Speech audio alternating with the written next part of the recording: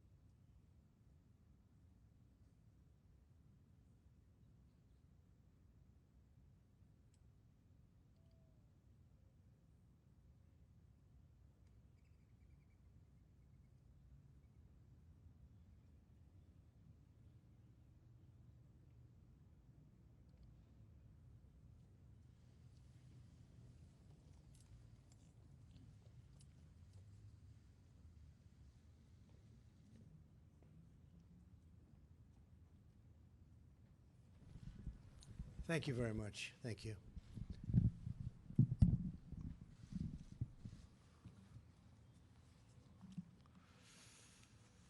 Appreciate everybody being here. Beautiful day in the Rose Garden. Tremendous distance between chairs. Social distancing. You practice it very well. We appreciate it. That's great. I want to start today by highlighting several critical developments on both the testing and treatment that will help us win our war against the coronavirus. On Friday, the FDA authorized a new test developed by Abbott Labs that delivers lightning-fast results in as little as 5 minutes. That's a whole new ballgame. I want to thank Abbott Labs for the incredible work they've done. They've been working around the clock. Normally, this approval process from the FDA would take 10 months and even longer, but we did it in 4 weeks. Abbott has stated that they will begin delivering 50,000 tests each day starting this week. And as you know, even before this development, we've been doing more tests than any other country anywhere in the world. It's one of the reasons that we have more cases than other countries, because we've been testing. It's also one of the reasons that we're just about the lowest in terms of mortality rate, because we've been doing more testing. So we have bigger numbers to look at. I want to also thank General Semonite of the Army Corps of Engineers and General Pavlovicek, who's here with us, who's going to say a few words in a little while. What the Army Corps of Engineers did, along with FEMA in New York, was incredible. They built 2,900 beds worth of hospital, an incredible hospital in the Javits Center, which I know well. And I just want to say that was unreal. They did it in less than 4 days. People have never seen anything like that. And it's an incredible, complex, top-of-the-line hospital. They did it so quickly. Everyone's trying to figure out how they did it, including me, and I was a good builder. But they did it very quickly, Mike, so we're very happy. So I want to thank Army Corps of Engineers, FEMA, the incredible job they have done. Now they're moving to other locations throughout the country where they already have people building hospitals. We're doing them in Louisiana and New Jersey, many other places. But these are incredible men and women, and they worked around the clock, and the people of New York are very happy. Governor Cuomo expressed his thanks, which we appreciate. But these are, there's nobody could have done a job like that. Most people have never seen anything like it. The deployment of rapid testing will vastly accelerate our ability to monitor, track, contain, and ultimately defeat the virus. We will defeat the virus. It will also allow us to test doctors, nurses, and other healthcare workers immediately and enable us to act quickly and aggressively to shut down the spread of the virus, so important in critical facilities like hospitals and nursing homes. And we will ensure that we can give cities and states the best information to guide local decision makers in making. I want to point out that the hydroxychloroquine is being administered to 1,100 patients, people in New York, along with the Z-Pak, which is azithromycin. And it's very early yet. It started 2 days ago. But we will see what happens. I want to thank Stephen Hahn, who's a great doctor, left one of the best jobs in our country running an incredible hospital in Texas. And he's the head of the FDA, and Stephen got approval for that so fast. Let's see how it works. It may not, but we may have some incredible results. We're going to know soon. So it's being tested on 1,100 people in New York. The FDA is also allowing the emergency use of a blood-related therapy called convalescent plasma as an experimental treatment for seriously ill patients. This treatment involves taking blood plasma from patients who have already recovered from the virus. So they're recovered, they're strong, something was good in them that worked. And so we take the plasma from those people that have recovered so well, meaning their plasma is rich in antibodies against the virus, and transfusing it into six patients very, very, very powerfully. So sick patients will be transfused with the blood taken to boost their immune system. We'll see what happens. And we're having some early results that are good, but we will see. And that's going, I think, very rapidly. Again, we got approvals in really very quick time. We're also looking at an approval for the sterilization of masks. I kept saying to myself, I'd see some of the masks are very complex. We're delivering millions, by the way, millions. But I kept saying, why aren't they able to use that mask a second, third, fourth time? And Mike DeWine, the great governor of Ohio, called me. They have a company that is in the final process of getting approval for the sterilization of masks. And in some cases, depending on the mask, some of these masks are very, very strong, very powerful, very strong material. They're able to sterilize the mask up to 20 times. So that's, I guess, like getting 20 masks. And so we worked on that. As soon as I heard from Mike today, I got involved, and the FDA is now involved, and we're trying to get a fast approval for the sterilization of masks. That would be a tremendous difference. It would be really helpful. While much of the research has to be done, we have a lot of research left to do. Obviously, this treatment on plasma has shown promising results in other countries. We're in communication with other countries, and very strong communications, and they're very reliant on us in just about all cases.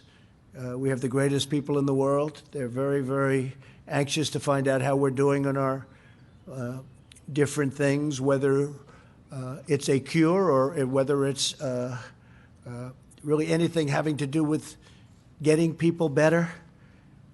We have some interesting things will be announced, I think, over the next few weeks, but we'll see what happens. They're being tested right now. The vaccines are moving along very rapidly. The vaccines are an answer, but I'd like to see if we could do something therapeutically so that we could take care of the people that are already sick. And we're working on that at a level that people would be amazed. These are incredible people. They don't stop. This method also has been used for more than a century, and that's the blood-related therapy, more than a century to fight off infectious diseases. So it's not unusual. Our level of complexity has changed, but it's a concept that's been used for a long time, including during the Spanish flu epidemic. And that was really a pandemic of proportions like, frankly, nobody's seen until what we're facing now. That was in 1918. You know what the result of that was? Probably from 75 to 100 million people were killed. And also other viruses like the one in this outbreak. This is a very tough one. This is a tough one because it spread so quickly, like nothing we've seen. It spreads so easily, so quickly. We're unleashing every tool in our nation's vast arsenal, economic, medical, if you look, medical and scientific, military, homeland security is working very, very hard with all of them in order to vanquish the virus. As you know, every level of government, state, local, and federal, is working nonstop to obtain more personal protective equipment for frontline workers. We're delivering vast orders of this material. I'm going to ask a couple of the people here to join me that both make it and deliver it. Joining us today are the leaders of America's largest distributors of pharmaceuticals and medical equipment, including McKesson, Cardinal Health, Henry Schein, Owens & Minor, Medline, FedEx, and UPS. We just concluded a very productive meeting about ways to keep our supply chains and delivery systems moving at top speed. And maybe I'd like to just ask for a couple of minutes for Mike Kaufman to come up, and maybe Ed Paseka. Mike is with Cardinal, and Ed is Owen & Minor. But I appreciate, and if anybody else has anything, please come up. But if you could come up, Mike, for a second, and Ed for a second, just you could maybe say what you told me before when we had the meeting. Thank you. Thank you, Mr. President, and thanks for your leadership on this. Because of that leadership, we have really seen the government agencies working with industry like no time before. We've seen HHS, FEMA, the CDC work incredibly effectively with all of the distributors, and all of the distributors working together for the good of the people. And all of us have been so focused on making sure that we take care of our customers, because our customers are the ones that are taking care of the patients every day, and we need to do everything we can to make things good for them. And so it's been great to see how well all these government agencies have been coordinating together with us. Thank you. Thank you. Appreciate it. Thank you, Mr. President. Let me first start by thanking the administration for all the support you have provided to the industry. You know, one of the things we did hear the challenge, and starting in January, we've ramped up our production in the Americas, including our facility in North Carolina, where we are now manufacturing an additional 40 to 50 million masks per month to get into the U.S. healthcare system. And we talked a little bit about this in the pre-meeting. One of the issues we're struggling with is the demand increase. You know, used an anecdotal example of one hospital in New York that traditionally uses roughly 10 to 20,000 masks a week are now using 200,000 to 300,000 masks a week. So you multiply that times the entire U.S., let alone the same demand outside of the U.S., that's part of the issue we're running into, is even with a significant ramp up in supply, you know, there's still that demand that is much greater than that supply. Thank you very much. And I bring that up because when we discussed back in a room, we were in a conference room, very nice one actually, it's called the Cabinet Room, that statement was made that they've been delivering for years 10 to 20,000 masks. Okay, it's a New York hospital, it's packed all the time. How do you go from 10 to 20 to 300,000, 10 to 20,000 masks to 300,000, even though this is different? Something's going on, and you ought to look into it as reporters. Where are the masks going? Are they going out the back door? How do you go from 10,000 to 300,000? And we have that in a lot of different places. So somebody should probably look into that, because I just don't see from a practical standpoint how that's possible to go from that to that. And we have that happening in numerous places. Not to that extent. That was the highest number I've heard. That's the highest number you've seen, I would imagine, right? But this man makes them and delivers them to a lot of hospitals. He knows the system better than anybody, and I think you were more surprised than I was when you saw that number, so thank you very much. I hope I didn't get any of your clients in trouble, but it could be that they are in trouble. So they have to look at that in New York.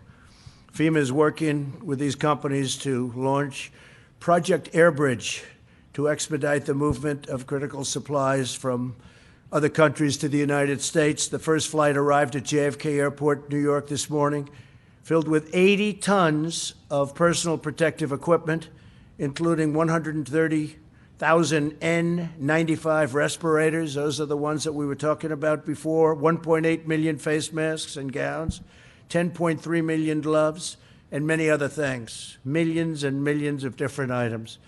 FEMA has scheduled 19 additional flights and is adding more daily. We hope to have about 50 flights. We're going to have, I think, including the one that came in today, we're up at 51 flights with these massive planes from the different companies that were so nice to be here today. Would you like to say something on behalf? Please come up.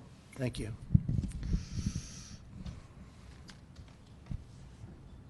Thank you, Mr. President, for the incredible leadership. I will share with you that UPS is really proud to be part of this effort.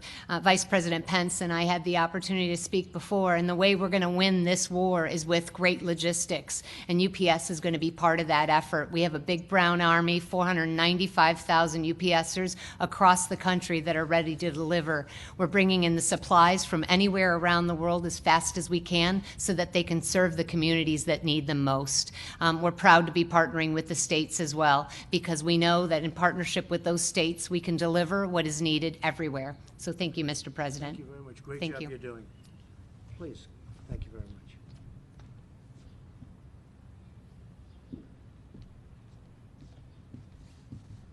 Well, thank you, Mr. President. I would certainly like to echo my colleagues' comments that the collaboration amongst many of the government agencies and the private market, the distributors represented here today, has been incredible, has been increasing and ramping up over the past weeks. Today's first delivery of Operation Airbridge, I think, is the first evidence that it's working. The 51 flights you referenced, we're excited about. We look to build upon that. So I would echo my thanks for your leadership and certainly to the staffs for the terrific partnership and the commitment to protect the people we think about most often, which are the people on the front lines providing care. And maybe just a quick word of thanks on behalf of all the CEOs here to our teams that continue to show up in warehouses across the country, in pharmacies across the country, and do their jobs to keep the supply chain going. The supply chain is working, it's resilient, supply is a challenge, we're tackling that. Thank you very much. Great job.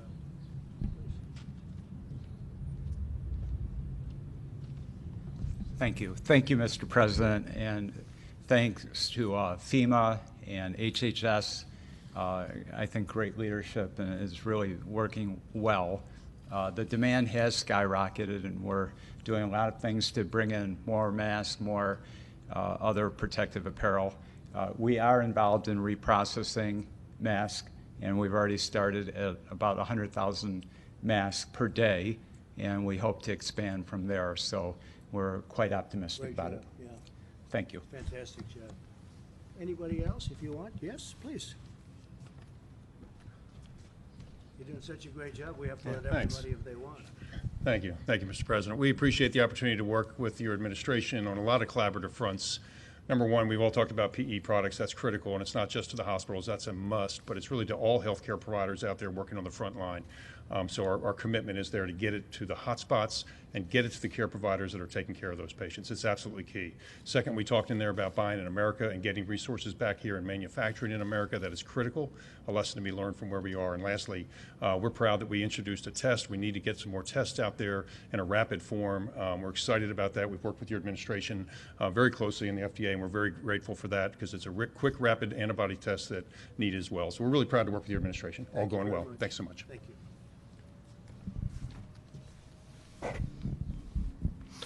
So thank you all very much and for the great job you're doing. It's really incredible, frankly. Many of the states are stocked up. Some of them don't admit it, but they have. We have sent just so much, so many things to them, and including ventilators. You know, there's a question as to hoarding of ventilators. Some hospitals and independent hospitals and some hospital chains, as we call them, they are holding ventilators. They don't want to let them up. We need them for certain areas where there's big problems. Can't hold them if they think there might be a problem weeks down the road. So we've delivered a lot, and this group has been really fantastic. We want to thank you. And UPS and FedEx, in particular, you've gone absolutely out of your way, so we appreciate everything you've done and delivered. The federal government continues to mobilize every resource to make sure our frontline doctors and nurses have the equipment needed to save American lives.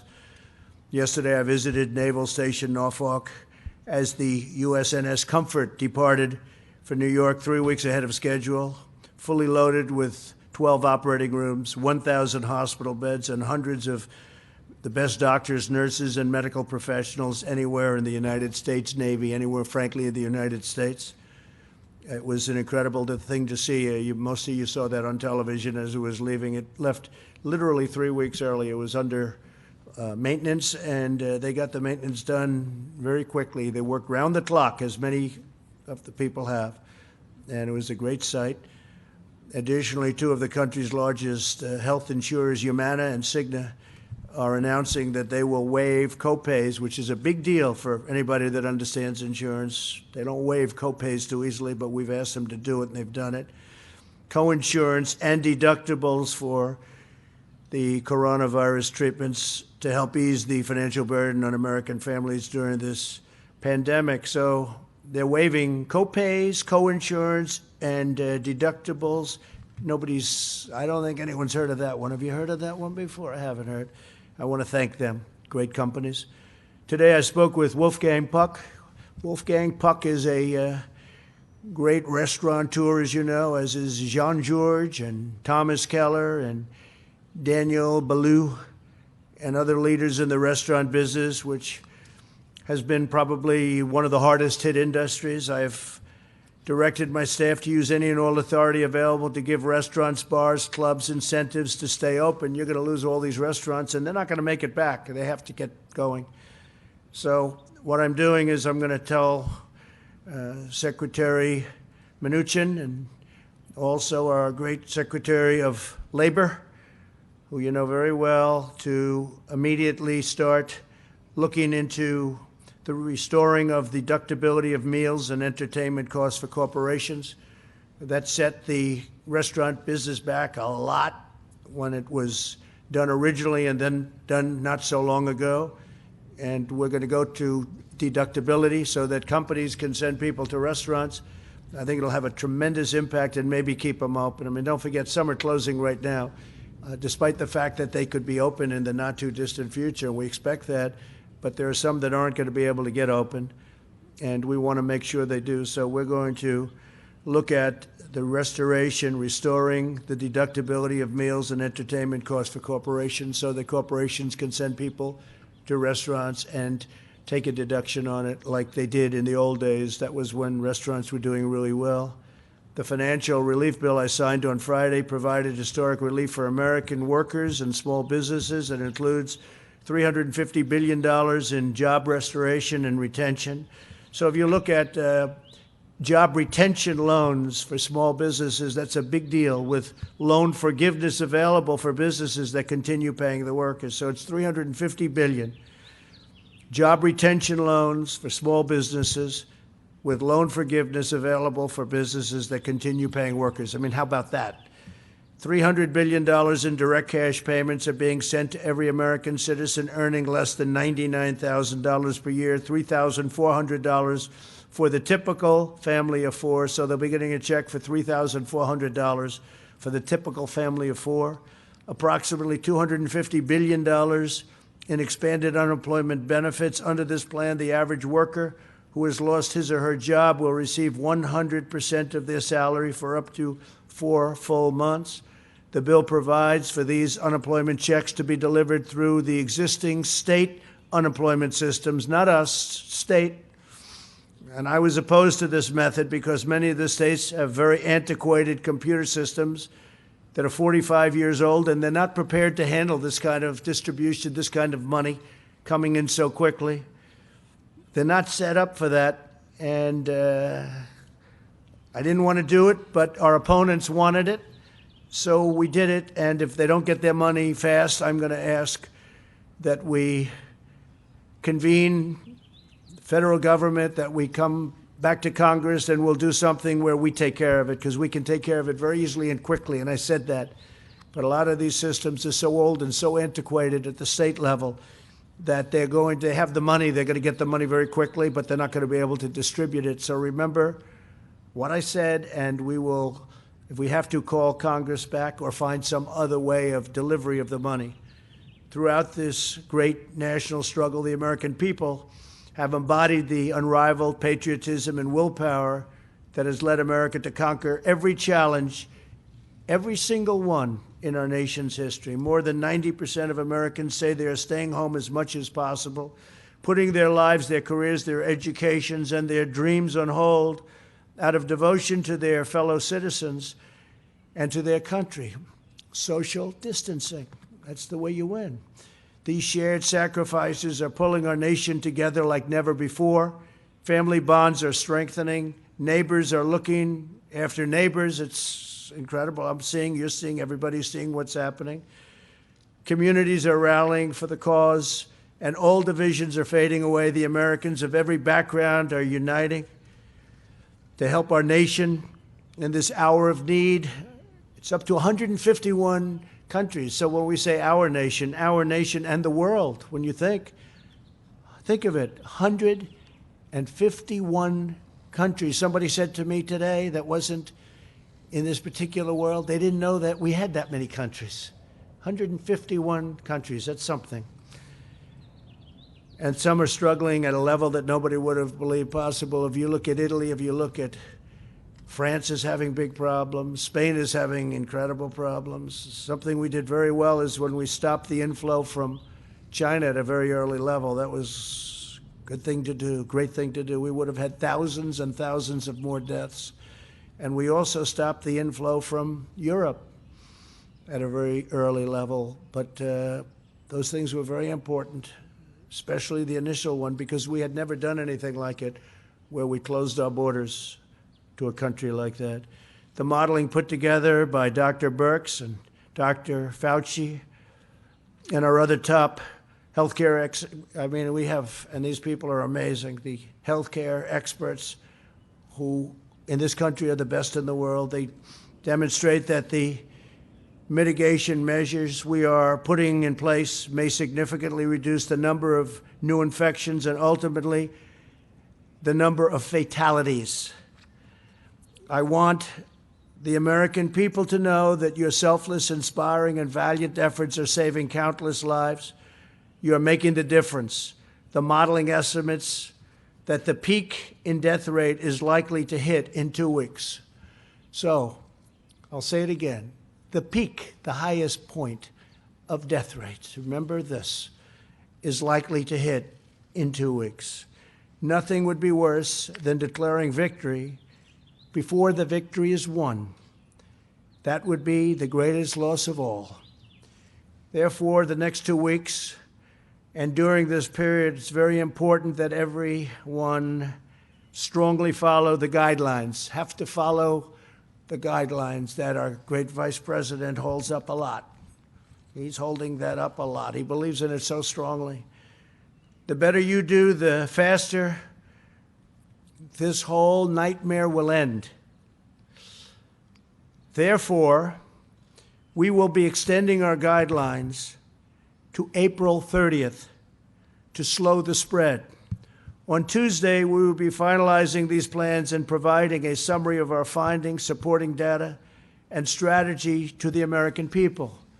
So we'll be having lots of meetings in between, but we'll be having a very important statement made on Tuesday, probably Tuesday evening, on all of the findings, all of the data, and the reasons we're doing things the way we're doing them. We can expect that by June 1st, we will be well on our way to recovery. We think by June 1st, a lot of great things will be happening. I want every citizen in our country to take heart and confidence in the fact that we have the best medical minds in the world tackling this disease. We have the best science, the best researchers, and the best talent anywhere working night and day to protect your family and loved ones and to overcome this pandemic. With the grace of God, we are rising to the occasion. We are proving that no darkness can overshadow the eternal light of American courage. We will win, and when we do, we will rebound with astonishing force and speed. We will be stronger than ever, and we will have learned so much where something like this can never hurt us to the extent it has, and the world.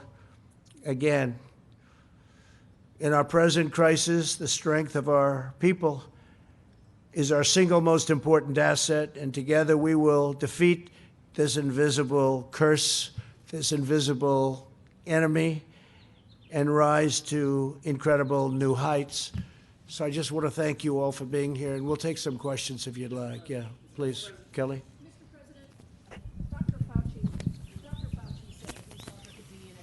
Million cases in the United States and deaths could exceed 100,000.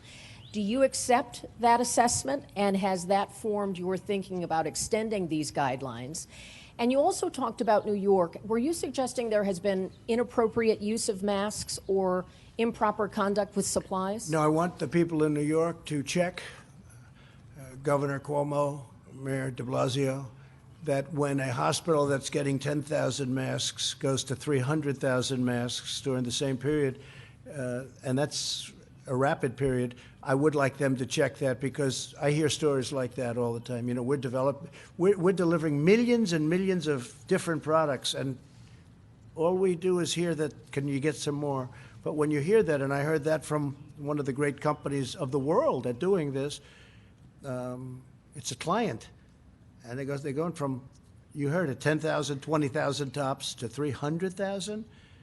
And that's a hospital that's always full. So I think people should check that because there's something going on. Well, it's not. I don't think it's hoarding. I think it's maybe worse than hoarding. But check it out. Check it out. I don't know. I think that's for other people to figure out.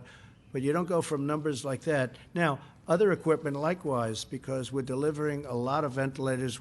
And we're building, by the way, we're building and buying, and we have a lot of ventilators that we're going to be sending out very soon. We also have right now in the stockpile almost 10,000 ventilators that we have to hold in case of emergency. We don't want them going out, and then Louisiana has a tremendous problem, which we now know they do. You know, all of a sudden it came very quickly. Louisiana was doing so fantastically well, then all of a sudden it was a big rash of cases. So we have to be prepared to move the ventilators. They're very important pieces of equipment. They're very expensive, and they're very complex. It's like building a car. You know, these are expensive, complicated, very complicated pieces of equipment. So we now have 10,000 in, and we inherited a system which was broken. Just like, I'll never forget the day when a general came and said, "Sir, my first week in office, we have no ammunition." That was in the military. We've now rebuilt our military, stronger than it's ever been, and we have so much ammunition. You wouldn't believe it, how much ammunition we have. But the same thing here. We had a stockpile that was deficient. We had testing that was no good. We had a testing situation that just wasn't right. It was okay for very small cases, but it was obsolete and it was broken, and it was only good for a very small situation. But what I'd like to do is I'd like to ask Dr. Fauci to come forward and discuss the number, because I think the number is going to be a very different number than the numbers that you talked about. Please, Doctor, you might talk about that. Yeah, thank you, Mr. President. Yeah, the number I gave out is, based on modeling, and I think it's entirely conceivable that if we do not mitigate to the extent that we're trying to do, that you could reach that number. Yeah, it's possible. I mean, you could make a big soundbite about it, but the fact is it's possible. What we're trying to do is not let that happen. So instead of concentrating on the upper and the lower, we're saying that we're trying to push it all the way down. But the second part of your question was, yes, we feel that the mitigation that we're doing right now is having an effect. It's very difficult to quantitate it because you have two dynamic things going on at the same time. You have the virus going up and you have the mitigation trying to push it down. But the decision to but to extend this mitigation process until the end of April, I think was a wise and prudent decision. Dr. Birx and I spent a considerable amount of time going over all the data, why we felt this was a best choice of us, and the president accepted it. So in direct answer to your question, the idea that we may have these many cases played a role in our decision in trying to make sure that we don't do something prematurely and pull back when we should be pushing. Deborah, please, could you explain the 2.2 million if we did nothing? Because a lot of people would like to know that. So thank you. I mean, you all know you've all seen the models. You've seen the models from Imperial. You've seen the models from Columbia. We've reviewed 12 different models. And then we went back to the drawing board over the last week or two and worked from the ground up, utilizing actual reporting of cases. It's the way we built the HIV model, the TB model, the malaria model. And when we finished, the other group that was working in parallel, which we didn't know about, HIME, and Chris Murray, ended up at the same numbers. So if you go on his website, you can see the concern that we had with the growing number of potential fatalities. All of the flu models predicted anywhere between 1.6 and 2.2 million fatalities if we didn't mitigate. I think you all knew those numbers. Some of them predicted half of the United States would get infected and have that level of mortality. So we've worked very hard together to really look at all of the impacts of the different mitigations that have been utilized around the world and use that evidence base to really bring that data and that evidence to the president to consider for extending, which is not a simple situation when you ask people to stay home for another 30 days. And so they have to know that we've really built this on scientific evidence and the potential to save really hundreds of thousands of American lives. And we know that's a huge sacrifice for everyone.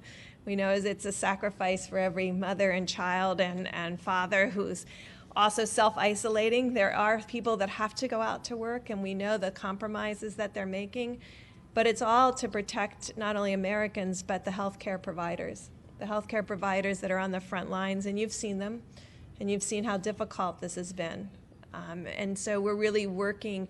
There will be a comprehensive piece presented on Tuesday that really talks about not only diagnosing individuals, but also increasing our surveillance now that we have more test kits so that we can really stop and contain new infections. At the same time, we're really dedicating test kits still to the critical diagnosis so people can get the treatment that they want. And so that we can ensure as when people come to the hospital that they know that the nurses and the doctors and the equipment that they need will be there to serve them.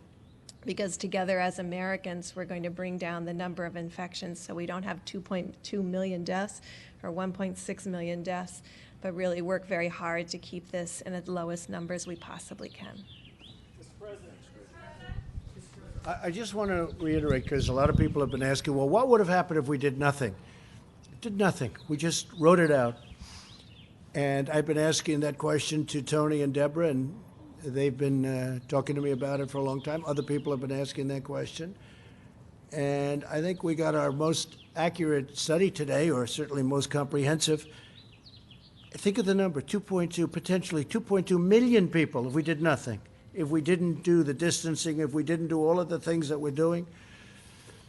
Now, when you hear those numbers, you start to realize that with the kind of work we went through last week with the $2.2 trillion, it no longer sounds like a lot, right? So you're talking about, when I heard the number today, first time I've heard that number, because I've been asking the same question that some people have been asking, I felt even better about what we did last week with the $2.2 trillion, because you're talking about a potential of up to 2.2 billion, and some people said it could even be higher than that. So you're talking about 2.2 million deaths, 2.2 million people from this. And so if we could hold that down, as we're saying, to 100,000, it's a horrible number. Maybe even less, but to 100,000. So we have between 100 and 200,000. We all together have done a very good job. But 2.2 up to 2.2 million deaths, and maybe even beyond that, I'm feeling very good about what we did last week. Yes, please, go ahead, please. President, given that you're announcing that you're extending these guidelines, was floating Easter a mistake, do you think? And no. Does this, you can tell us why? And then, it was just an aspiration. We actually will be hitting, potentially, this was with our meeting before, on Easter, we probably, well, that could be a peak. That could be a peak period. That could be the peak, sadly to say, that could be the peak number of deaths before it starts coming down. No, that was aspirational. We had an aspiration of Easter. But when you hear these kind of numbers and you hear the potential travesty, we don't want to do anything where, you know, we don't want to have a spike up. We don't want to do it soon, and then all of a sudden you go down, you're coming down, and then you start going up again, because we discussed that could happen. And we don't want that to happen. We've gone through too much. So that was an aspirational number. I didn't say Easter. I said it would be a great thing if we could do it by Easter. And we know much more now than we knew 2-3 weeks ago. Easter should be the peak number, and it should start coming down, and hopefully very substantially from that point. Okay, thank you. Please. OAN. Jen Pellegrino with OAN. Yes. Thank you, sir. Mr. President, your approval ratings have been the highest they've ever been, as well as the ratings on your handling of the virus. Yet there are some networks that are saying they're debating whether or not to carry these briefings live. Do you think there's a link between the two? Well, I don't know. I know that, well, that's a nice question. Thank you very much. Yeah, I don't want high approval ratings for this. I wish we could have our old life back. We had the greatest economy that we've ever had, and we didn't have death. We didn't have this. We didn't have this horrible scourge, this plague, you call it whatever you want, the virus. But we're working very hard. That's all I know. You know, I see things, I see numbers. They don't matter to me. What matters to me is that we have a victory over this thing as soon as possible. When you hear that 2.2 million people could have died if we didn't go through all of this, and now the number will be, you know, a much lower number. Hopefully it's going to be the numbers that we're talking about. So I appreciate it very much. But, you know, what I want is I want our life back again. I want our country back. I want the world back. I want the world to get rid of this. This, again, 151 countries. And we're going to do it. We're going to have a great victory. We're going to have a great victory. Go ahead, please. Sorry, buddy. Yeah, thanks. You mentioned it. I just want to make sure I was right. So Humana and Cigna are going to waive for all costs for anybody that's got the coronavirus. They're going to take care of everything? Well, that's what they said. I told you what they're going to take. Right. Copays in particular, that's a big deal. Insurance companies don't do that, and I appreciate it. Humana and Cigna, they should be getting a lot of credit for that. Will there be other companies? I don't just know. those two? Well, those two are getting a lot of credit right now for it, and they should, because it's something that, it's a lot of money they're waiving. And so we thank them. Will there be other companies? I wouldn't be surprised. Are you calling on them to do it, There's sir? great spirit. I'll tell you what, yeah, I'd love to have them do it. Let them waive those copays. There's a great spirit in this country right now. I mean, I know insurance companies better than anybody. They just don't do that. But now there's a spirit like I have not seen. I have never seen anything like it. I mean, even the media is much more fair. I wouldn't say all of it, but that's okay. They should be fair because they should want this to end. This is about death. So I want to thank Cigna and Humana. Thank you. Will the federal government be reimbursing those insurance companies, or is this something they really are just doing out of their pocketbooks? They haven't asked for reimbursement, so I assume they're not. They said they're going to waive them. Waiving them doesn't mean we're going to waive them and get reimbursed, no. Okay. And second question for you, sir. First of the month is 3 days away. I know these cash payments are coming. Treasury Secretary Mnuchin said today about 3 weeks they should get there. For people that are worried about paying rent, I know mortgages through HUD is taken care of, but I'm just curious about rent. What should people be doing for the first of the month? Well, they're going to be getting the money. I will tell you, I think landlords are going to take it easy. We may put out a statement on that. I think a lot of people that are owed money are going to take it easy. They don't sort of have a choice. But a lot of concessions are made, just like the insurance companies. A lot of concessions are being made that wouldn't have even been thought of 3 weeks ago, not even thought of.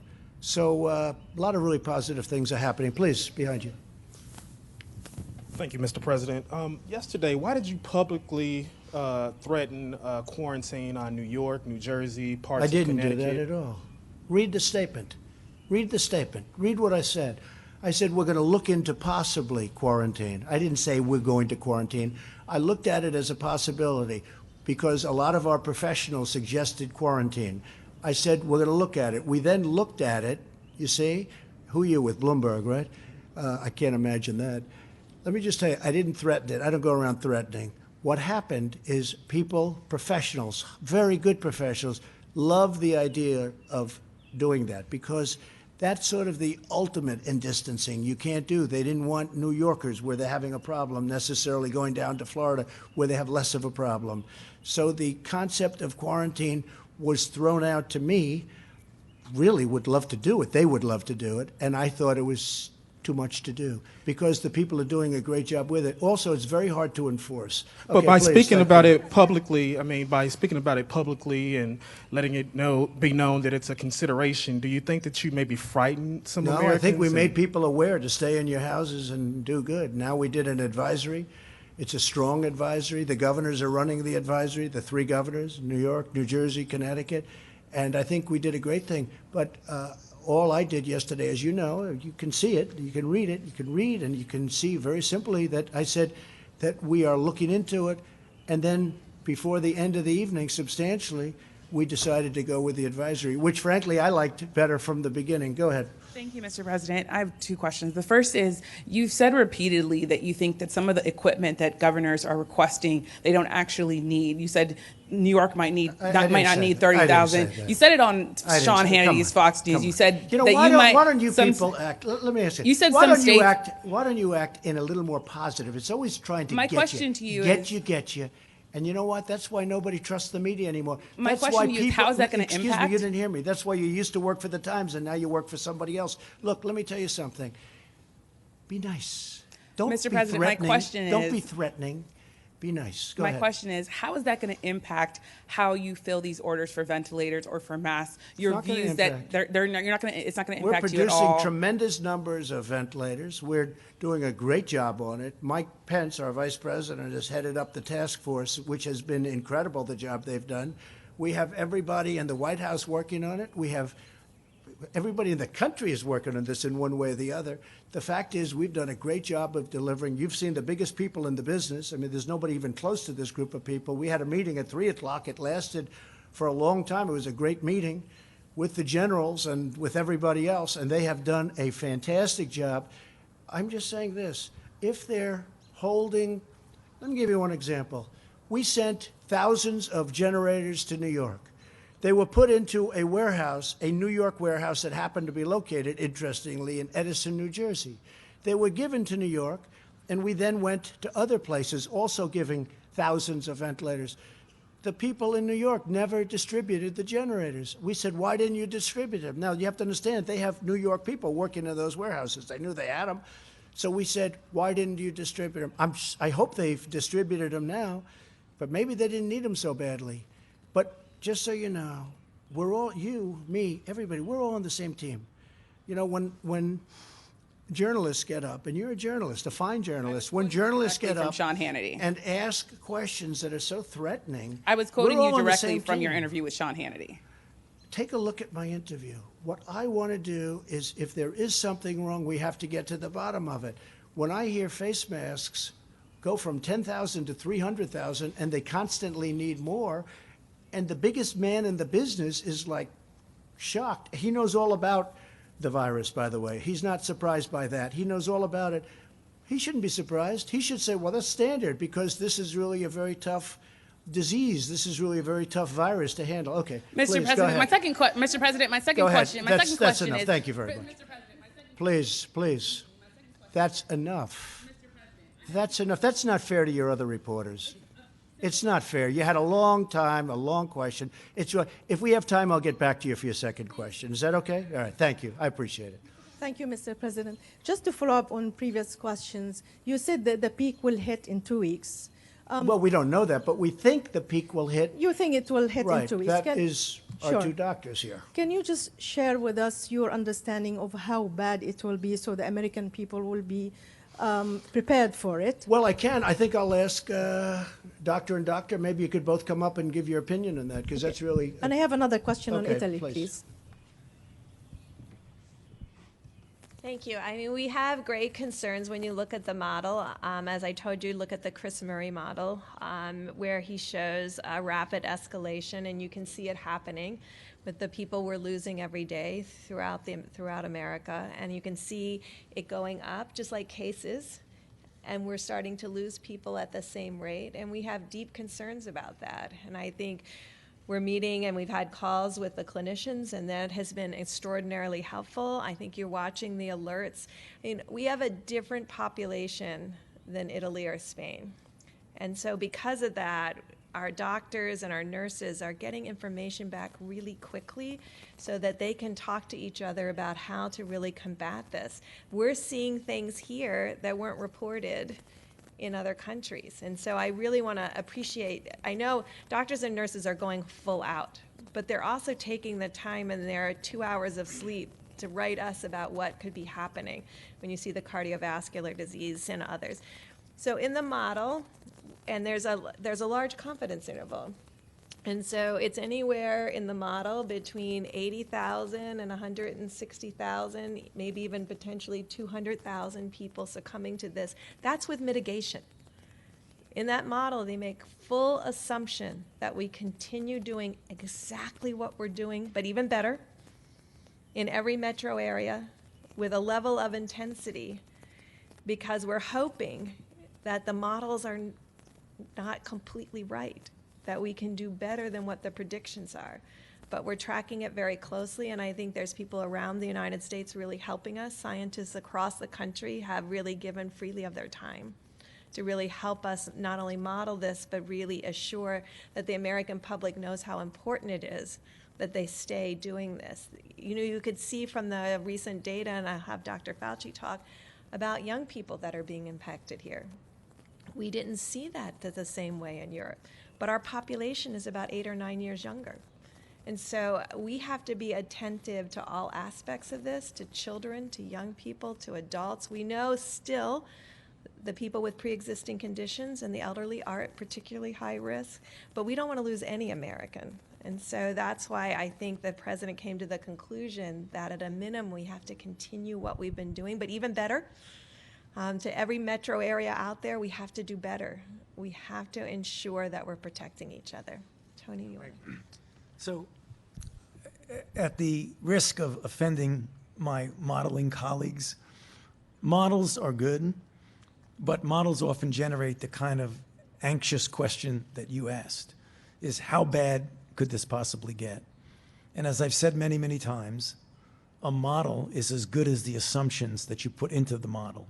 And very often, many of these assumptions are based on a complexity of issues that aren't necessarily the same, as Dr. Burke said, from one country to the other.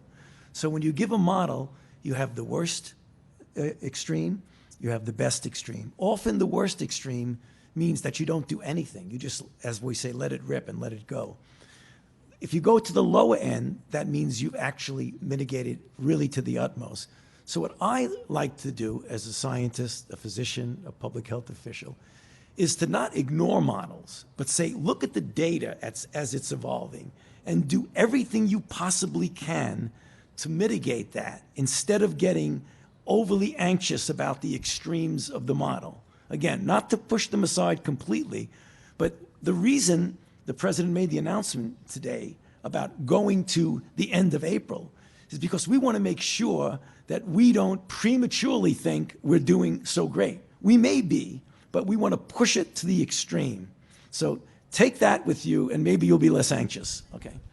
President, on behalf of the foreign pool, sir, you mentioned Italy. Just to finish with, Sure. So what both were saying and what Dr. Fauci just brought up, we don't want to do well and then end a little bit early and have it start going up again, because that would be a disaster. Go ahead, please.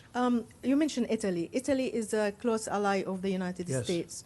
They are facing catastrophic time. Yes. They have been receiving help from countries like Russia, China, even Cuba. Cuban doctors have been sent to Italy. Is the United States stepping in to Yes, help we are. a close In fact, ally like I Italy? met last night with our people. We're sending them a lot of different things that we're not needing because we're obviously in need of a lot also.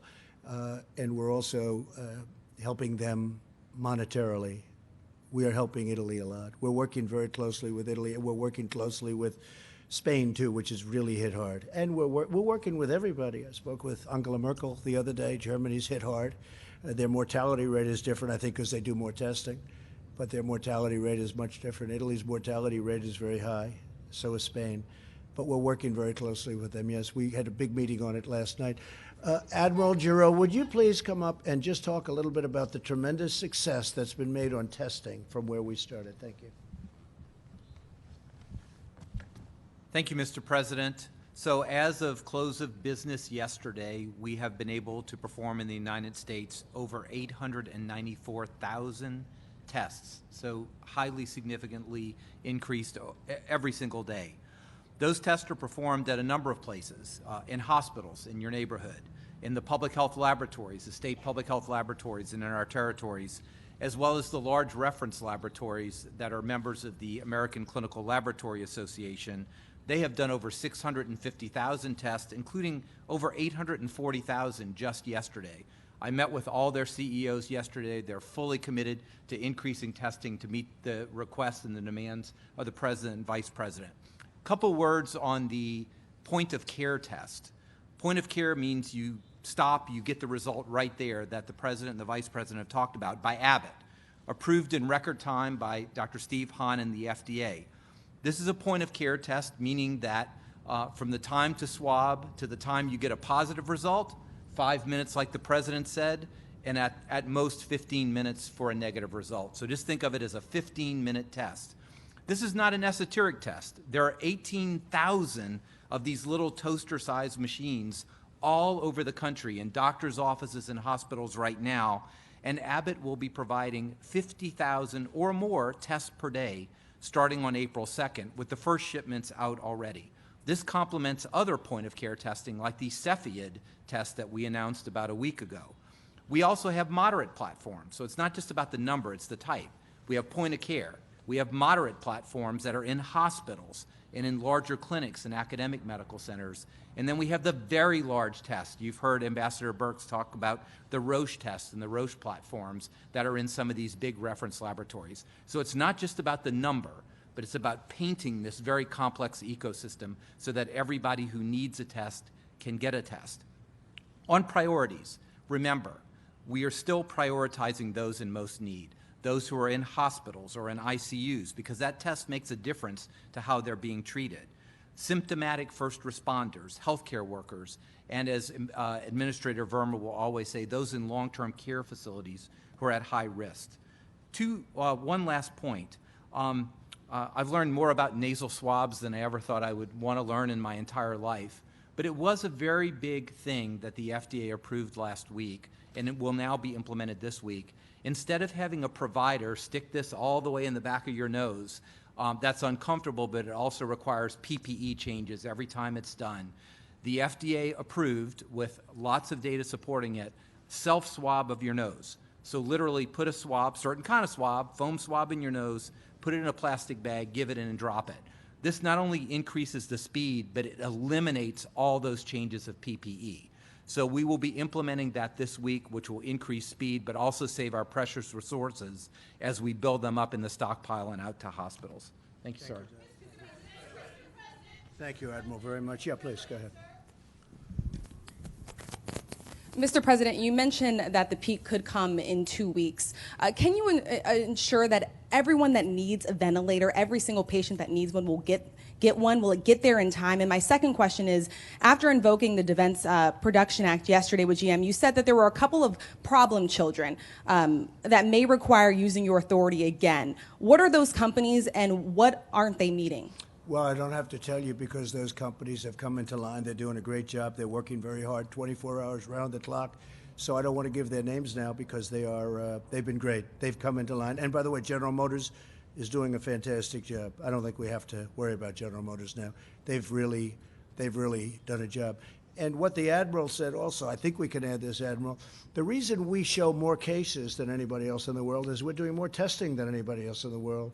So we have more cases because we're doing far more testing than anybody in the world. And remember, we started with a system that was broken. For many years it was broken. And I'm not blaming the last administration. I'm saying other administrations. And our pipeline had very little in it. Just like we had no ammunition, we had very little medical. We had very little in our pipeline. Now we have ammunition, more than hopefully we'll ever need. And we also have a pipeline that's packed. And now we have those 10,000 ventilators that we can use because you need some quickly. I mean, this goes quickly from place to place. I'd love to give them all out right now, but we need them quickly. I don't want to give them out and then we have to take them back and move them someplace else. So we're very much prepared. Please. Mr. President, states like Florida have reportedly had 100% of their requests for supplies from the National Strategic Stockpile filled, but other states like Massachusetts have not. So how is that assessment being made, and why has Florida gotten its request Well, fulfilled? I think you're going to find that almost all states, look, I was on the call yesterday with the governors, and they were happy with the job we're doing. And I'll tell you what, if you had a different administration, they would not have been happy. These are people that speak their mind. They were happy. It was falsely reported by a couple of people that, oh, gee, they weren't. They were happy. They were thrilled. Florida has been taken care of, and Michigan has been taken care of. Very important state. To me, it's very important because I'm so proud of what we've done bringing car companies back into Michigan. And we're now dealing with the governor, and I think, Mike, I can say that a lot of good things are happening in Michigan. Massachusetts, we're dealing with the governor very strongly, and we're trying to get things to Massachusetts as rapidly as possible. But why has Florida received 100% of its requests compared to some other states? Is there a reason? Well, Florida, look, they're very aggressive in trying to get things, and they're doing a very good job. But I think I can say all of the governors are very committed. We're very committed. We're working together. and we're getting things out at a level that nobody's ever seen before. You can speak to FedEx, you can speak to UPS, they've never done anything like this, that what they're doing right now. And nobody in the world has been able to match what these great companies have been able to do. If we left that to government, it would have been a tough thing. We have mobilized private enterprise. We have mobilized the greatest companies in the world. And what's happening is incredible. And that includes Abbott, where Abbott comes out and all of a sudden, out of nowhere, comes up with this incredible test that simplifies everything and makes it so easy. So I think you're going to find most states are very happy. I'm dealing with the governor of Louisiana, John Bel Edwards. He's a Democrat, if that's what you're getting at. But I'm dealing with him very successfully. I think he's very happy. I think he's actually amazed at what he's been able to get. In fact, we were even forward thinking. I suggested we send additional ventilators and other things. We're building a hospital in Louisiana, very importantly. We're building hospitals in New Jersey. Governor Murphy of New Jersey is a terrific guy, and frankly, he wants, he's got a pretty hot spot right there, right next to New York. And we're doing hospitals, we're doing ventilators, we're getting a lot to Governor Murphy. That's New Jersey. Last night I spoke to the governor of Connecticut. We had a great talk with him. We are really doing a job. Look, Gavin Newsom, the governor of California, he's been terrific. We sent him a boat way ahead of schedule, the ship way ahead of schedule, hospital ship, the Mercy, with 1,000 beds, operating rooms, and it's been in LA for 3 days already. So I think they're really happy. And when you think about it, in New York, we built 2,900 hospital rooms, beds. Nobody's ever seen it before. The governor's never seen anything like that before. This was done by federal government, not by state government. This was done by the federal government.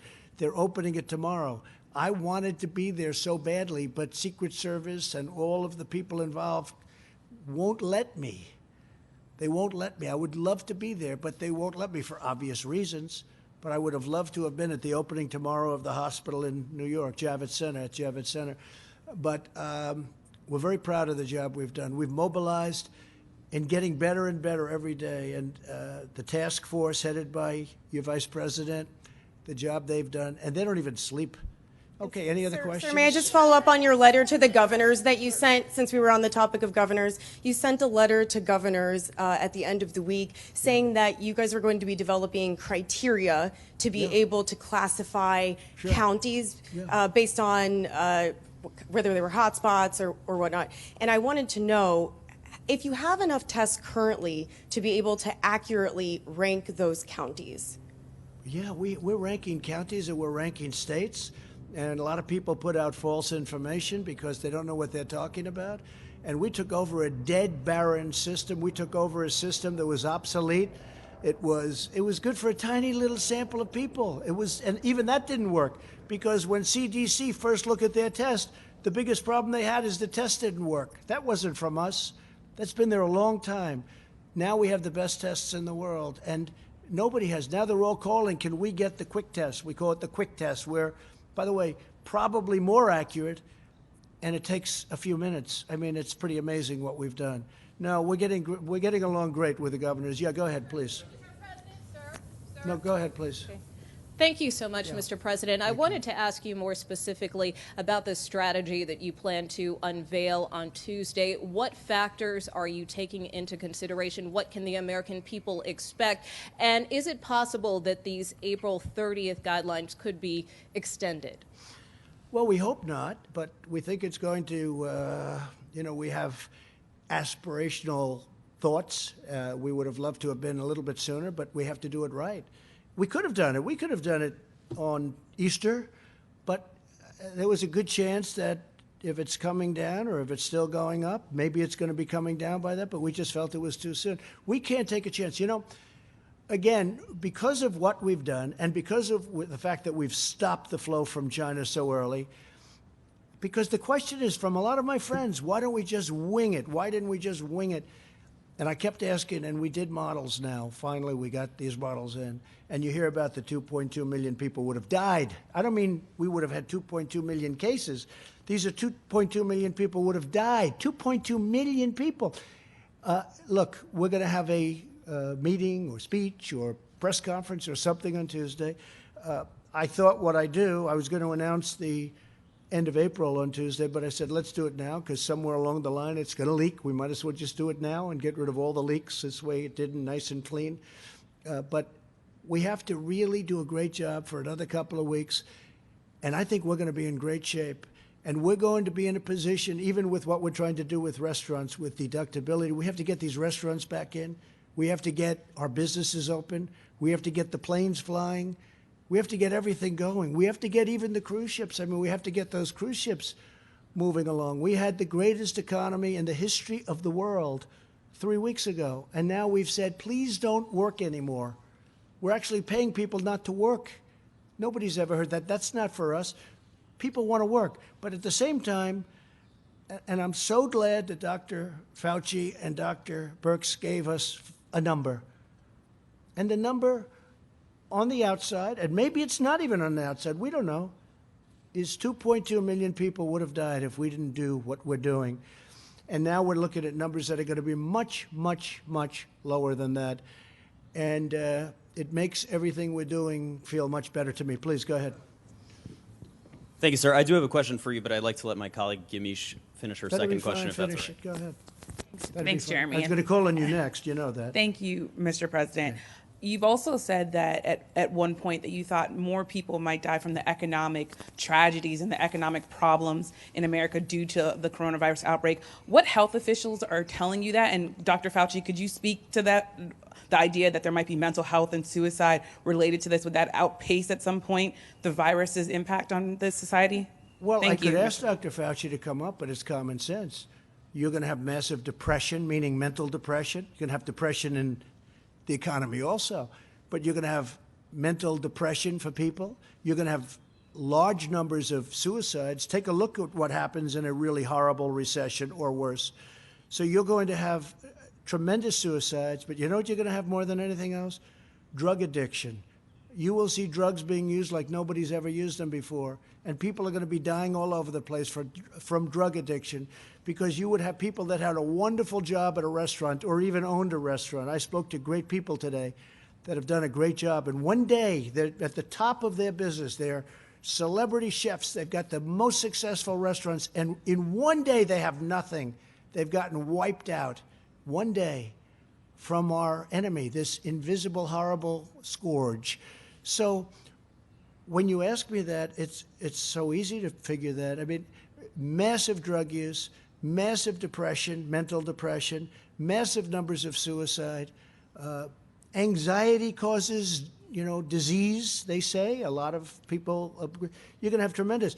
And hopefully we're not going to have that, because hopefully by what we're doing, we get the best of both worlds. We don't have 2.2 million deaths. We have a number that's much less, much, much less. And at the same time, we get our country running again. Please. Thank you. Thank you, Mr. President. You were next. He was very nice in doing it, though, nevertheless. Go ahead. Thank you, Which sir. is unusual for CNN. Two quick questions. First of all, during this 30-day additional period, do you anticipate at all relaxing those restrictions by region during these additional 30 days? I don't think so. It's a great question, actually. I don't think so. And I asked that the same. I said, how about Nebraska? How about Idaho? How about Iowa? And you know what? Those people are so great, the whole Midwest. I don't think they want to be in that position, actually. And probably, I was given a pretty strong look by these two people. They said, we don't like that idea. So, we're relying on them. They're the best in their profession, and they didn't like the idea. And secondly, sir, I want to ask you about some comments. And we could do it, but I don't think it would be good. Thank you, sir. I'd also like to ask you about some comments you made on Friday. You were talking about governors of different states, and you said, I want them to be appreciative. You also said, if they don't treat you right, I don't call. These are direct quotes, sir. Excuse me. Ready? Take a look at what I said. I want them to be appreciative of me, okay? And then you cut it off because it's fake news. You and of your administration, Listen, absolutely. Please, let me just finish. You just said it again, and the answer's a lie. I could read you your full comments, sir, Let me if just that say, would be easier. Your statement and your response and your answer is a lie, because here's the story. You ready? I said, I want you to be appreciative of me, and then you go on, and then I go on, and you cut it off.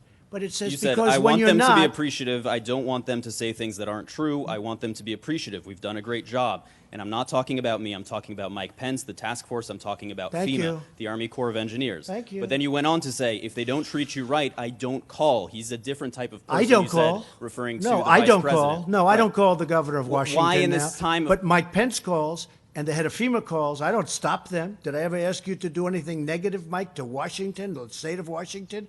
Michigan, I love that state. That's one of my favorite places in the whole world, Michigan. And I'm so proud of what's happened with the auto industry. It's coming back to Michigan.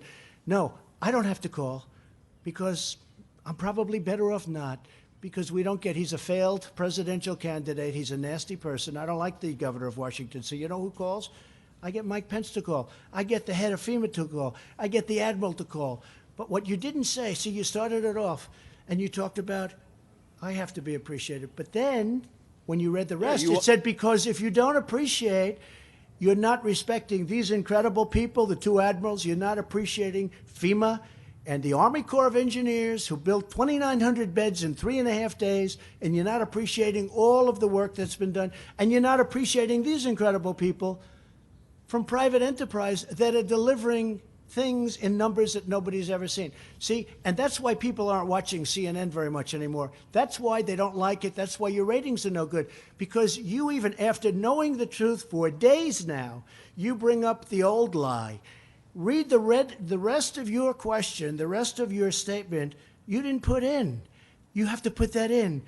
And it said in there, FEMA, and it said in there, Army Corps of Engineers, because when they disrespect me, they're disrespecting our government. And you know what? I don't mind if I'm disrespected, but they can't disrespect the Army Corps of Engineers and FEMA. Okay. Why is the lack of appreciation? Please go ahead. I want them to appreciate the incredible job we're doing. We are doing a job the likes of which has never been done before. And there are a couple of people that know that. But for political reasons, let's say they're Democrats. They don't want to give this administration credit, and that's okay. But I don't have to deal with them. But our vice president does deal with them. Please, go ahead. Thank you, Mr. But that's why President. CNN is not trusted anymore. They are not trusted. They are fake news. Remember that. Go ahead. Yes, you are. Go ahead. Thank you, Mr. President. I wanted to ask you about the extension of the CDC guidelines you've announced today through the end of next month. And of course, you know that there have been shelter-in-place orders that have been imposed by governors and mayors all throughout the country.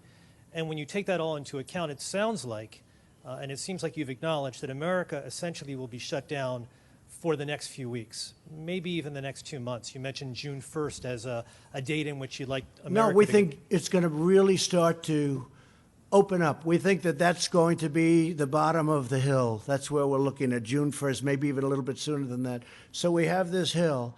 If we did nothing, the hill would have been up here. We did a lot. We did just about maximum. And we got lucky because we stopped China from coming in, and then later on we stopped Europe from. We got lucky. We got very lucky. The people that were coming in here, they went to Italy, they went to Spain, they went to other countries. We got lucky, and they got unlucky, to be honest with you. You look at what's going on in Italy and Spain in particular. So, no, I don't want that. June 1st, we think we can reach the bottom of that hill on June 1st, and that would be a great thing. And I have confidence in the two doctors. I think that that could be a date. It could even be sooner. Could be a little bit later. It could be sooner. But I think people would be very happy if we did a job and saved potentially millions of lives. I think people would be very happy with that date. My question, sir, Okay, actually asks, yes, please, go ahead, Mr. please. President, my question actually has to do with the $2.2 trillion relief bill that you signed into law. In your view, do you think that another relief bill, another phase bill, may be necessary? And are you prepared to support that, Mr. President? Well, I'm prepared to do whatever is necessary to, number one, save lives, and number two, bring our economy back strong just like it was before. I think our economy has a chance to be just as good and even better than it was before. And remember, a lot of the money that you read about, that's all coming back. These are loans to great companies that got stopped from doing business. They'll be back very soon. So much of the money that we're talking about, that money's coming back. And we'll take warrants, meaning we'll take pieces of the company for the taxpayers of our nation. I expect that we'll make a lot of money with that money. We're going to make a lot of money, and that's okay. I don't even want to talk about making money, because what I want to talk about is two things. Number one is saving lives, and number two is bringing our economy back, okay? But I think we're going to do very well. That whole money, a lot of it's coming back. Please. Mr. President, thank you. Earlier this afternoon, you had tweeted that there are on average 8.5 million Americans tuned into these daily press briefings. Yet there are some networks out there that are, concerned about taking these briefings. No, I know exactly what you're saying. No, I've read that. What do you say to Well, these I've read that detractors? CNN doesn't want to cover them. I've read that, except they can't help them because the ratings are so high. If the ratings were low, they wouldn't be here. This man wouldn't be here. In 100 years, you could bet your life that he would never be here with CNN and all their cameras if they're bad, because we help their ratings. We lift up their ratings because their ratings are very low. But for the most part, I haven't heard that. I will say the Washington Post has a drive on not to go to the President of the United States news conference because, frankly, so many people are watching. We're getting the word out. We're getting the accurate word out. And a lot of people are happy about it, and a lot of people aren't. But they should be happy. When I have the general, when I have Seema, and when I have Tony, and when I have our incredible, these are all like people that have become big stars, okay? But they've done a great job. But Deborah has done a fantastic, all of these people, they don't want to be stars. You know what they want? They want to win. They want to win the battle against the virus. They've been fighting this stuff their whole life. Between Ebola and swine flu and I don't know. I'm not sure I'd love your life, but that's what you like, right? That's what they do. They fight disease. And you know what? There's nobody that does it better. But I think the American public, ultimately, they should be the decider. It's like if they don't want to watch, they shouldn't watch. And we shouldn't have bigger ratings than The Bachelor or, as the New York Times said, we have Monday Night Football type ratings. Now, I didn't say that. I have no idea what they are, in a sense, but I know that the Times, they say it's all the news that's fit to print. I say it's all the news that's not fit to print because I think they are not honest people. But that's okay. But they can't help it. But even they said that the ratings are like Monday Night Football ratings and that these are like Bachelor finale. That's their end. When the big deal happened, I have no idea what happened because I'm too busy working on this. Somebody will tell me what happened. So, no, I think it's terrible. When they don't want the President of the United States to have a voice, you're not talking about democracy any longer. Please. Thank you very much.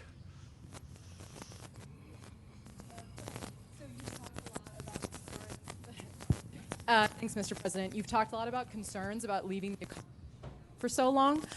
Was there any dissent from your top economic advisors in your decision to leave the guidelines in place until the end of April? No, and this is before we heard the 2.2 million people. I mean, we had a lot of people who were saying maybe we shouldn't do anything, just ride it. They say ride it like a cowboy. Just ride it, ride that sucker right through. That's where the 2.2 million people come in. Would have died, maybe, but it would have been 1.6 to 2.2, and that's not acceptable. But there were a lot of people that said, I thought about it. I said, maybe we should ride it through. You know, you always hear about the flu. I talk about it all the time. We had a bad flu season. We're in the midst of a bad flu season. You know, we had a bad season last year, as an example, a bad flu season. And you'll have 35, 36, 37,000 people die, sometimes more, sometimes less. But this is different, and part of this is the unknown. And part of it also is the viciousness of it. I had a friend who went to a hospital the other day. He's a little older, and he's heavy.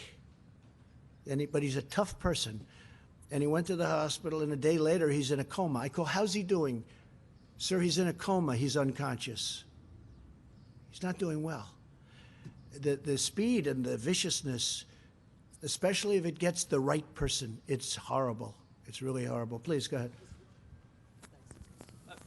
Mr. President, this may be good for some of the advisors as well. We've heard some rumors that Louisiana is really going to get hit hard next because there's a possibility with Mardi Gras. Have you guys seen any data to back that up of what happened a few weeks ago and whether or not that's contributing to the spike in Louisiana? I don't think it's a rumor. I think it's a fact. And Louisiana's been hit hard. And Louisiana is an example. It started off with like nobody for so long. When I spoke to the governor. But Deborah or Tony, either of you, if you'd like to talk.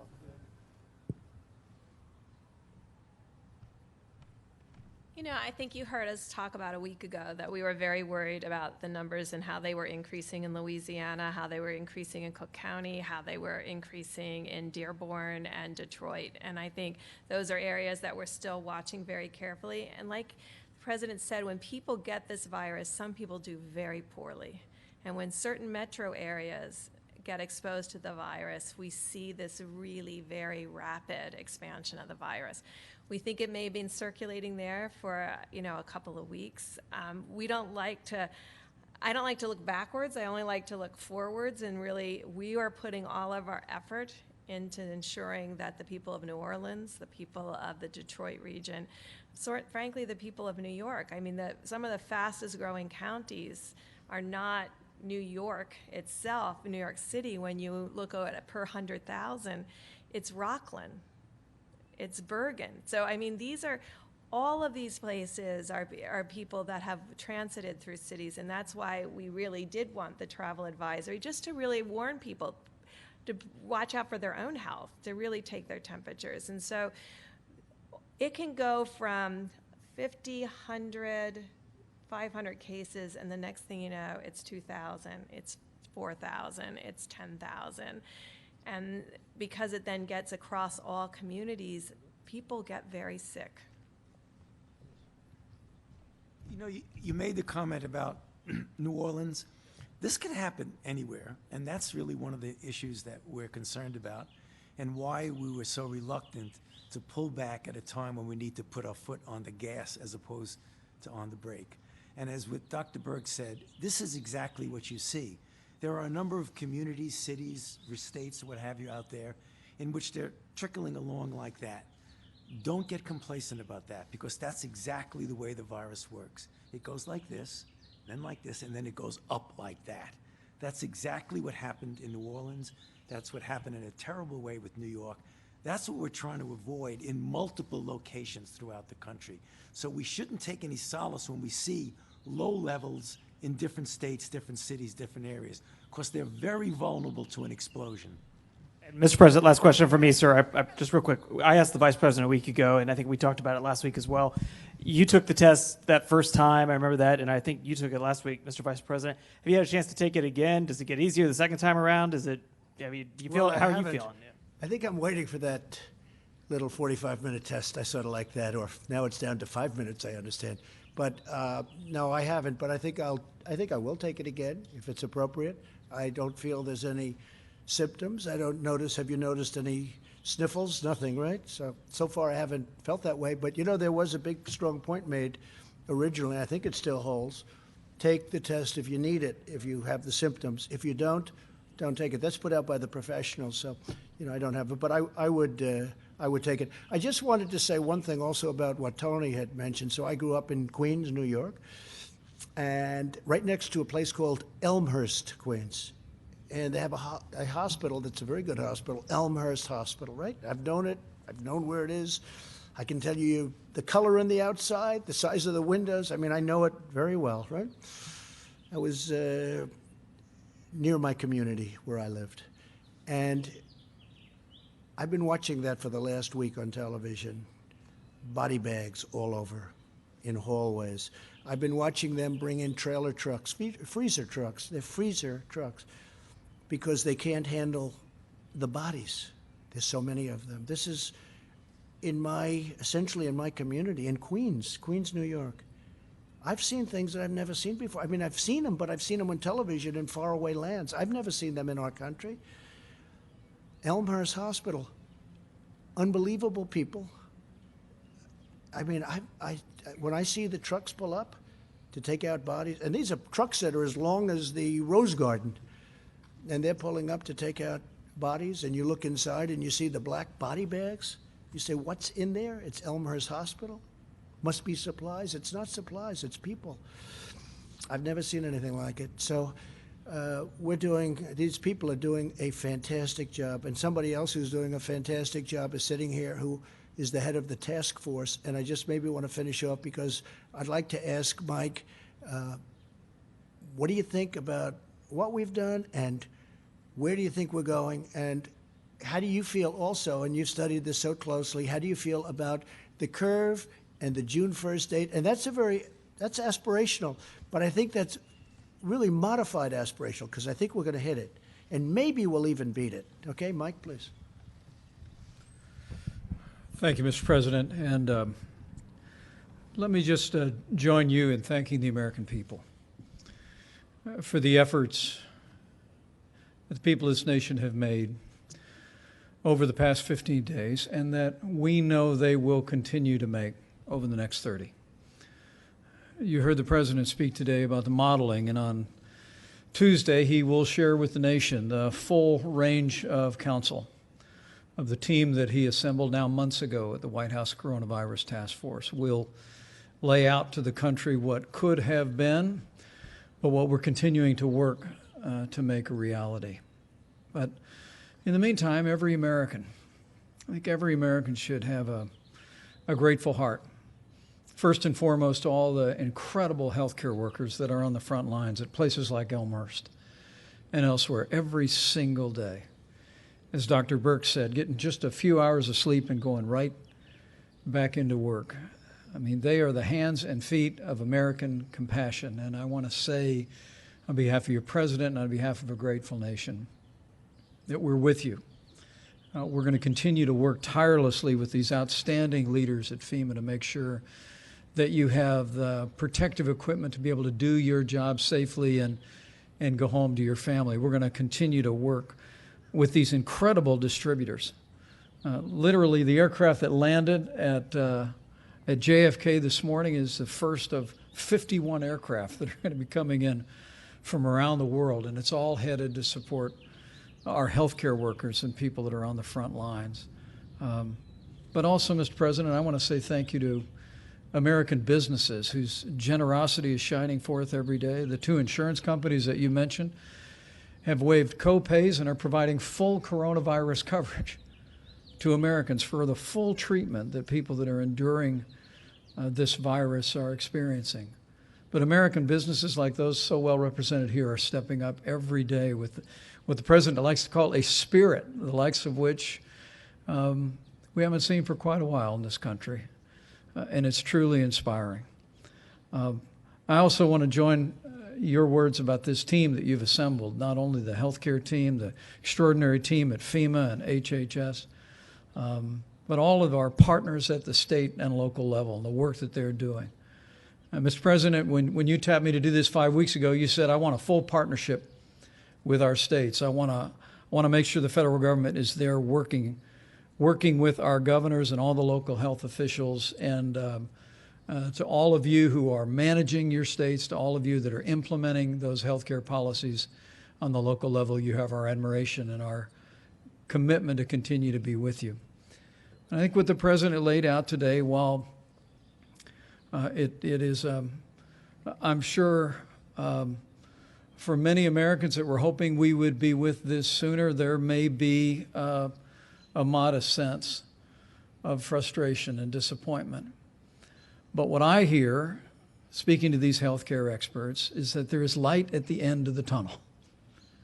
And that as the American people continue to put into practice the President's coronavirus guidelines for America, as each one of us continues to do our part, social distancing, avoiding groups of more than 10, using a drive-through at local restaurants, avoiding unnecessary travel, as every American continues to listen to your state and local leaders, to heed that domestic travel advisory that the CDC issued on Saturday night. We're going to hasten the day that we get to the other side of this, as the President said, and that we truly do believe that while there are challenges in the weeks ahead, there is hope that as every American continues to put these guidelines into practice, as every single one of us continues to do our part, that we'll get through this. I mean, when the American people know how tall the hill is, Mr. President, we've never failed to get over it, and then some. And I think with your leadership, with this extraordinary team that you've assembled, with the great leadership that we have at state and local levels, the partnership with American businesses, and the can-do spirit of the American people, we'll get through this, and we'll get through this together. Thank you. Thank you, Mike. Thank you very much, Mike. So I just want to end by saying that we're all in this together, all of us. I have never seen anything like it. The unity, the esprit de corps, the spirit, I've never seen anything like it. It's a beautiful thing to watch. Unfortunately, the enemy is death. It's death. A lot of people are dying. So it's very unpleasant. It's a very unpleasant thing to go through. But the level of competence, the level of caring, the level of love, I just think it's brilliant. And it's possibly happening in other countries. Possibly, I don't know. I can't speak to other countries, but I can speak to the United States of America. And I've said it before, and I'll say it again. I am very proud to be your president. Thank you very much. Thank you, everybody. Thank you.